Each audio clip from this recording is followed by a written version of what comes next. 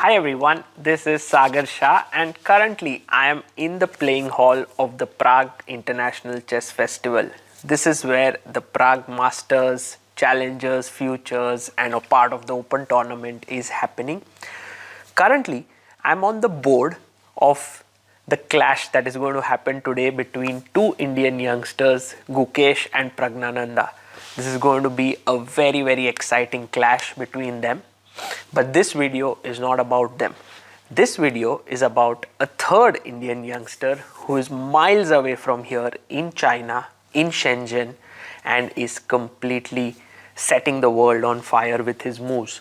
It is about Arjun Erigaisi, who is currently leading at the Shenzhen Masters with a score of 3.5 points. Arjun yesterday beat Ma Qun.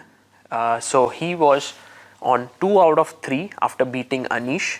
Then he beat another Chinese GM Ma Qun 3 out of 4, and now with a draw against Yu Yangyi, he's on 3.5 out of 5, leading the tournament along with Yu Yangyi and Xiangzhi, which is just amazing. In this video, I want to show you his win over Ma Qun, which was an amazing display of how tactical Arjun can get.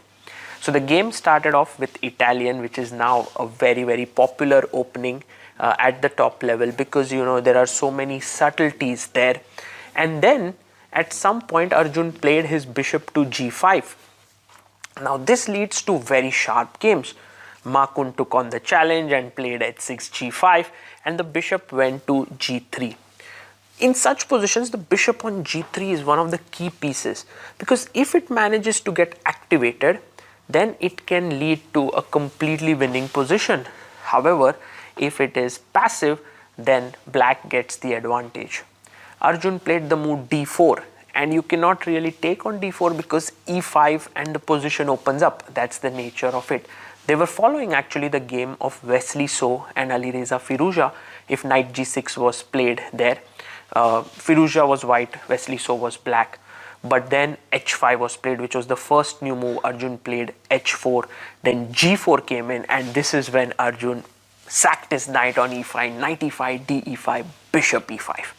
The rook was hanging, it had to move. But what was very interesting for me in this entire thing is the accuracy with which Arjun played his moves. Like, they were such amazing moves. He brought his bishop back, then he pushed his pawn to e5, then he brought his knight to e4. Then at the right time he knew that here queen d2 had to be played, so that the idea is bishop f4 and bishop h6 checkmate the king on f8. And then when f-file opened up and he took queen takes e5, at this point Arjun did not panic. He brought his rook in after bishop d4 cd4 queen d4. He just played his rook to f2, and it's in this complete crazy positions that Arjun thrives. He's able to see logic. Like, for example, at some point he pushed his pawn to a5. What a move is this is. The rook is hanging there on b4 if the queen moves away, and if you leave the sort of pin on f2, then I double my rooks and f7 is weak. So he had to actually play rook c4, and here Arjun finds this move queen d2. Now the queen is attacked and the rook on h6 is attacked. It's amazing, right, how Arjun plays chess. And then at some point Arjun had this queen. He had to take queen f2, and he's a queen up. He's better, but Ma Qun really resists well, and he brings his king into the center, tries to coordinate his rooks and bishop. And even here in this endgame, Arjun used his a pawn when he pushed his pawn to a7. If you take rook a7, there is queen g1 check and you lose the rook, which was very cute little tactic. And he kept this a pawn protected and slowly brought his king in. And then he used his king to launch a mating net against the black king.